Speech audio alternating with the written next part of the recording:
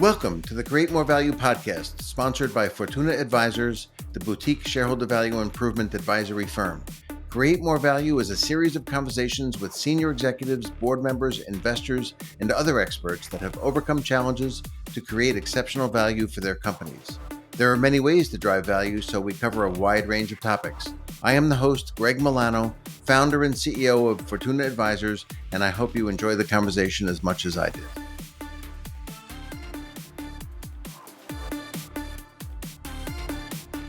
I'd like to welcome my good friend, Pamela Savino. Thank you, Pam, for joining me on our FORTUNA Advisors podcast, Create More Value. Pamela Savino is the CEO and founder of Live Authentically, an executive coaching company that helps senior level executives embrace authentic leadership and make a profound and lasting impact. She blends her corporate experience as a former pension consulting actuary with the concept of authenticity and shows executives how they can attract more in all areas of life and business. Organizations who invest in authentic leadership will create more value. I have enjoyed learning from Pam over the years, so I invited her on our show to share her perspectives with our audience. Welcome, Pam. Thank you. Thank you so much for having me, Greg. I'm super excited to be here. Good. I'm really looking forward to the discussion. So first, let me just kick things off with a general question. What is authentic leadership and why is it so important? Authentic leadership is a style of leadership where the leader is in touch with who they truly are. They know what they're about. They know what their core values are. They know what makes them tick. They're familiar with their strengths, their weaknesses, and they're comfortable in their own skin. And it's important because it benefits people as individuals, it benefits companies, and ultimately humanity. At the individual level, it helps people to self-actualize, and on a grander scale, it really helps companies to make a bigger impact. So just to help the audience really understand what you mean, what are some examples of things that executives might do that would be not authentic? Yeah, great question. So to frame that up, I'd first like to color in a little bit what authenticity looks like and how you access it. So Sure. I sort of delineate to answer the question, I'd like to delineate again authenticity versus when we aren't being authentic. So when you're living in your authentic truth, when you're showing up as your authentic self, there's a commitment to honoring yourself, your wants, your needs, your desires, what fires you up, and you're also showing up and acting in accordance with a solid set of core values. So I believe that whenever you're showing up with that energy, I count that as authentic. Mhm. Now, in comparison to that, in contrast, anything that doesn't fit the bill there, I would categorize as not being authentic. Mhm. So I'll give you a laundry list of different behaviors and different ways that people show up as not authentic. And with no judgment, I will say, sometimes we're showing up inauthentically and we don't even realize it. So the whole idea here is to bring awareness around it. First, I'll kick it off with obviously flagrant behaviors like lack of integrity, lying, cheating, stealing, etc. Those types of behaviors are not authentic. Mhm. Also included in the category of inauthentic behaviors are people pleasing. For example, Mhm. like saying yes, not wanting to rock the boat, not wanting to disappoint. There's always a cost to that. Whenever we're saying yes to something that we don't feel aligned with, there's going to be a cost at some point. Mhm. Anytime we're held back by fear and doubt, when we're in the energy of authenticity, that's the highest vibration, highest energy, highest frequency. So fear and doubt is what pulls that down. So Mhm. fear of failure, fear of rejection, so many different fears. And then doubt, that self-doubt creeps in, right? Sometimes we get an idea, we're super excited, and then the doubt starts to set in and we start to think, well, will I have the resources? What if I run out of money? All that chatter Mhm. steps in that really doesn't serve us. Boundaries. So not having super firm boundaries and sometimes letting people, trample on our boundaries. So Mhm. being really firm with boundaries is important. Saying things like, this is the way I've always been, right? This is the way I've always been is, this is how I do things. Authenticity, the mindset of growth says, this is the way I've done it in the past, but I know that there's different. I know that there's more and I'm excited to learn. Mhm. Having a me focus rather than a we orientation. Mhm. So, it's important to have a me focus when we're honoring our wants and needs and desires, tapping into the energy of passion and what lights us up. Here I'm talking about a me focus when I'm talking about, personal advancement or recognition or doing things for external validation. When we have a we orientation, when we show up with that we mindset and commit to service and Mhm. commitment to the greater good, then we all go further and faster. controlling an outcome, engineering an outcome. Authenticity is right up there. Big component of that is trusting, right? Mhm. Trusting the universe, trusting the timing, trusting the process, trusting ourselves. And so anytime we try to control an outcome, we're trying to engineer it, and that's really fear-based. Being closed-minded, also, pinching ourselves off to other ways, other ideas, other insights, Mhm. other perspectives. And then also not speaking up is another one. And and lastly, actions and words being misaligned. So those are a lot of different behaviors with associated with not being authentic. And I will say that um, you know inauthentic behaviors are pretty prevalent, mainly because our society isn't set up to promote authenticity, right? Mhm. I mean, it's one of those abstract concepts. It's kind of, we're just stepping into that now. We're just on the cusp of leadership really starting to make a huge shift. And we're Mhm. going from that old paradigm to that new paradigm leadership. And Mhm. so the inauthentic behaviors um, are more prevalent, but we have to lead with authenticity. That's why I think it's so important that leaders carry the torch and show up as authentic leaders and really be the lighthouse for their Mhm. employees. Yeah, this has been very meaningful to me since the first time we spoke about it a few years ago. My personal exposure to this came in 2006 when I was a director at Credit Suisse, and I was up for promotion to managing director, and I didn't make it. And so after the year ended, they suggested I go through some training program, which was supposed to help me, make sure I make it the next year. And the training program was all about being authentic. They didn't use the word authentic, Mhm. but it was all about being yourself and not, not being a fake, basically. And Yeah. what was interesting to me was I had always, as a consultant before I got into an investment bank, been a little boisterous and loud, and I wore loud shirts, from Turnbull and Asser and places like that. And Mhm. when I started working at the investment bank, I wanted to fit in, and so I wore white shirts, and I was much more docile in my mannerisms and so forth. And Mhm. um, I really became myself that next year because I kind of now had the license to do so because that's what they were telling me to do. And then I was Mhm. promoted the next year, and I think it was a lot of my success that next year came from being myself. And so, your whole idea of authentic leadership really resonates very meaningfully with me. Thank you. In what ways does it benefit an organization? I can understand from my own experience how it benefited me. But if I think about the people that work for an authentic leader or interact with them, how does it benefit the organization? Well, it benefits the organization in so many ways. Exactly how much time do we have here? Because I could go on for hours and hours. Let me first just start off with my belief that there's nothing more magnetic than a leader who's in touch with who they truly are. Mhm. So when a leader is in touch with who they truly are, when they're really showing up in that authentic energy, they broadcast that signal, right? They broadcast an energy, a frequency, and people are drawn to that. People are drawn to people who are positive, and I'm talking about authentic positive, not like fake positive, like rah Mhm. rah. Let's be super positive here.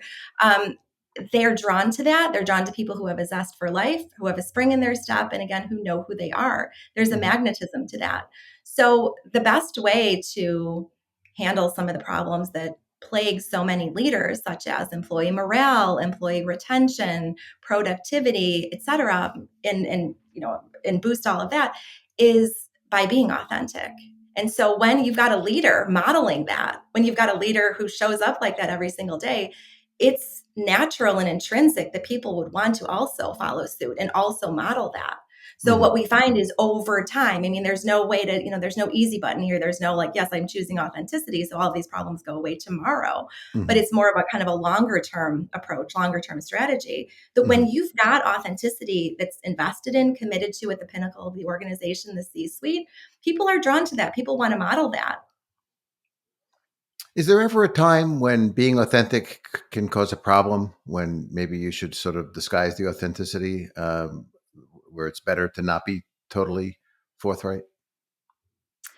So I'm always a fan on, and promote stepping into authenticity. I believe that authenticity is always the way through any situation.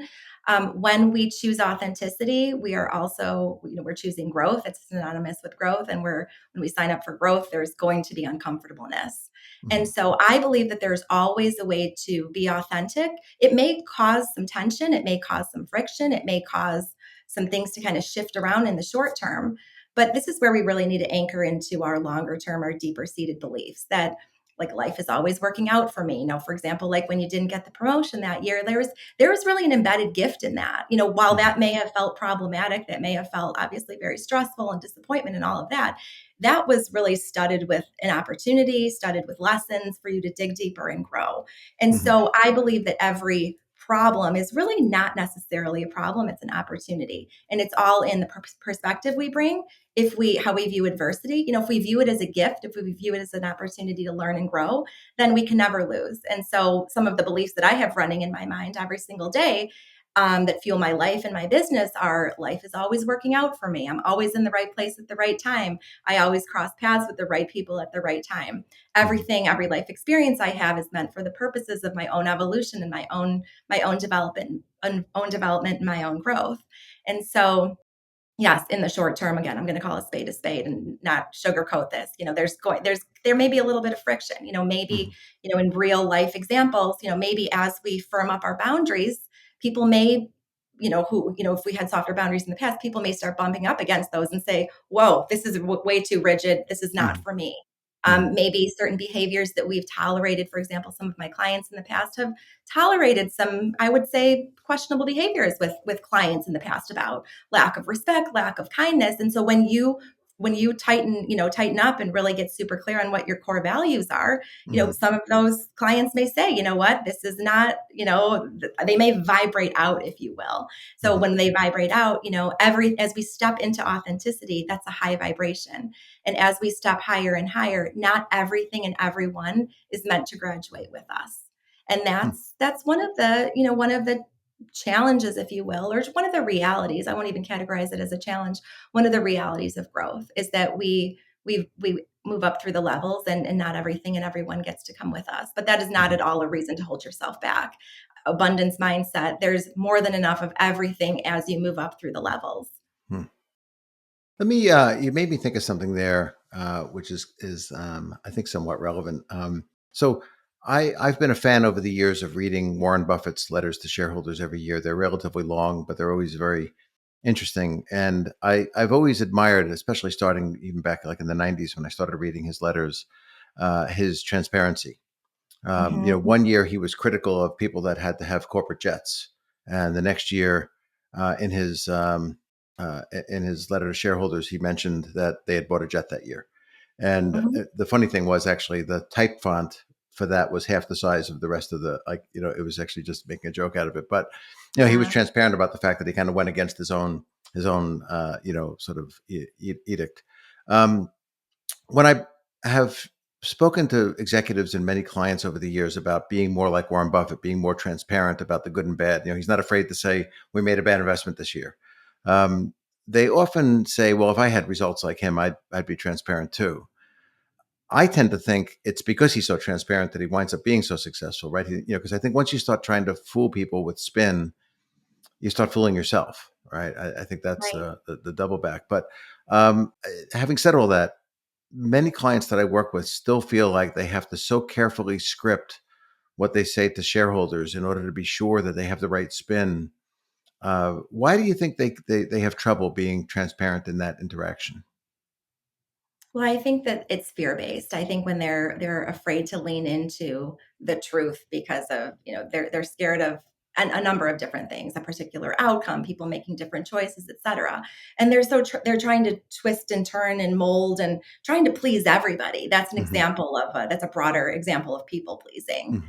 right? Hmm. When we show up again with our authentic energy, part of that is we are going to repel certain people.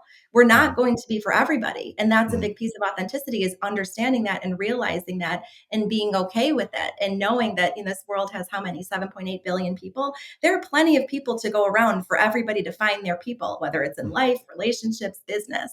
So Hmm. not being afraid. I believe that transparency is always the best way, because what's more important than words, what's more important than body language, what's more important than actions is the energy behind it. And energy doesn't lie. People can feel that, people can sense that energy. And so when they sense a disconnect, when they sense a misalignment between what's being said and what's being done, or what's being said, and people can sense that. And so that erodes trust. And Hmm. trust is the cornerstone. Trust is the foundation of any relationship in Hmm. life and in business. And so showing up with that transparency, with that radical accountability, and it's okay. Like, give yourself license. Like, you don't have to make decisions or declarations that are going to serve you for the rest of your years. You can say at this point in time, you know what, corporate jet doesn't feel aligned for me. It just doesn't feel congruent with me and who I am. Hmm. Everyone's growing and changing and learning as they evolve. And so Hmm. your wants and your needs and desires also evolve and change over time. And Right. it's better to own it. It's better to own it and to be accountable and to say, look, I've changed. Even when you make a mistake, I think that one of the best things a leader can do when they make a mistake, because it will happen to all of us. I don't know any leader who hasn't made a mistake. We're human. That's part of our humanity, is to own it, is to step Hmm. up and say, you know what? Yeah, like we made a little mistake here and here's how we're handling it. It's being able to lean into those tough conversations, which really don't really have to be tough. They feel tough because they're a little uncomfortable and we're not as familiar with them yet. But being authentic is like, you know what, look, can we have this conversation? When you did this, this made me feel a little bit this way and created an instability. And again, it's how people show up. Here's what we're doing about it. It's let's Hmm. keep moving forward. What do we need to do? What do we need to say to keep moving forward and stay focused on growth? It's been my experience that people have a lot of difficulty, sort of self-analyzing, trying to understand themselves. What can a leader do to better understand ways that they're more or less authentic? How can they objectively assess their own behavior and to start on the path to trying to be more authentic? I think the best thing someone can do to assess their own behavior is to tap into how they feel. And I think that's something that isn't talked about enough and needs to be talked about more, is how you feel. Because the truth is that we attract based on how we feel. How we feel drives everything. When Hmm. we're in the energy of joy, when we're in the energy of excitement, when we're in the energy of creativity, the energy of exhilaration, when we're in those high vibrations that are right up there with the fuel authenticity, Hmm. then that drives everything. And so we live in a conditional world. We live in a world where we want to see the condition. We want to see the results in order to Hmm. attract. But it's the Hmm. other way around. We've got to feel good first. So if we're not feeling good, if we're down in depression, if we're burnt out, if we're exhausted, if we're frustrated, any of those lower vibrational emotions, we are literally pinched off from everything that we really want, whether it's Hmm. more clients, whether it's more money, whether it's better health, whether it's better relationships. And so that's really the best barometer for how we're doing vibrationally, is by how we feel, by looking at how we feel. And so when we tend to our vibration, when we tend to how we feel, ask yourself all throughout the day, how do I feel and what else do I need? How Hmm. do I feel? It's really those micro adjustments that keep us from veering off course. So that's one thing. Number two, I would also say, is to pair up with someone who has experience. Pair up with a coach. I'm not saying this just because I'm a coach. I really do believe in the model. I've worked with my own coach for 10 years who helps me see, we all have blind spots, right? We Hmm. all have things that we can't see. We all have times where we feel stuck, where we're running in place. And someone who brings that outside perspective, that objective viewpoint, can help you widen the lens. Hmm. That's one of the best things leaders can do, is really zoom out and widen their lens. And sometimes it's hard to see, when we're in the middle of all of it, it's hard to see again where we're getting stuck. But I would have to say those two things. Ask yourself, how do I feel? What else do I need? And then work with someone who brings a new perspective. So my last question I have, which I just thought of as you went through that, is what we're very sort of market focused in our thinking at Fortuna Advisors. We think about can we do to drive more share price performance, better share price performance, better what's called total shareholder return. And I guess my question is this: if I had 10 companies led by very authentic leaders and 10 companies led by inauthentic leaders, are you pretty confident that the authentic leaders, even though sometimes their transparency and forthrightness might, upset investors in ways that the inauthentic leaders don't, are you convinced that over time they'll actually produce better results, create more value by being authentic? 1,000 times over. I can say that without a doubt. I mean, even as a former actuary who loves data and math and statistics, I don't have the Mhm. data to support that, but I will tell you that absolutely without a doubt. When Mhm. you choose authenticity, you will always win. you will always win because you'll be attracting more people. You'll be Hmm. attracting top talent that also vibrates at those higher levels. You'll be Hmm. attracting a customer base that always vibrates at those higher levels. And that's Hmm. ultimately what you want at the end of the day. You want to be aligned with other people who have a shared set of core values and passions and really that commitment to authenticity. So I would say absolutely without a doubt. I believe that that's one of the best things companies can do is commit to authenticity and really lock that in at the C-suite. And then that Hmm. trickles down throughout the organization, right? When you've got leaders who are lit up from the inside and who are fired up about what they do and who show up with integrity and who are trustworthy, Hmm. they're going to continue to attract more of that. And the better it gets, the better it gets. Hmm. Very good. Anything else you'd like to say before we wrap up? Well, I have to say, authenticity takes courage. I want to be real here and not just be, look at, just the positive attributes of authenticity. It takes courage. It takes courage to come forward and say, I want better for myself. I want Mhm. different. I want to invite in new energies, new insights. As you make changes, there may be some things that don't serve you anymore that fall away. But I Mhm. will say that when you choose authenticity, you will experience more ease, less stress, less burnout, less overwhelm, more peace in your life. I mean, Mhm. ultimately, at the end of the day, we want to live in peace. We want to really enjoy what we do. And so the more that we do that, the more we have a more meaningful and purposeful life experience. Our families benefit, our companies, our organizations benefit, and we make an imprint on humanity. That's great. I want to thank you wholeheartedly for joining us. We've been listening to Pamela Savino, CEO and founder of Live Authentically. Thank you so much, Pam. Really appreciate everything that you've said. Thank you so much, Greg. I appreciate you having me and have loved our discussion today. Thank you. You have been listening to Create More Value, sponsored by Fortuna Advisors, and I am your host, Greg Milano, founder and CEO of Fortuna Advisors. I hope you have enjoyed this episode. Fortuna Advisors helps companies with strategy, capital deployment, business management, corporate culture, and incentive compensation, all aimed at driving top quartile total shareholder return and the equivalent for private companies. To learn more, contact us at info@fortuna-advisors.com.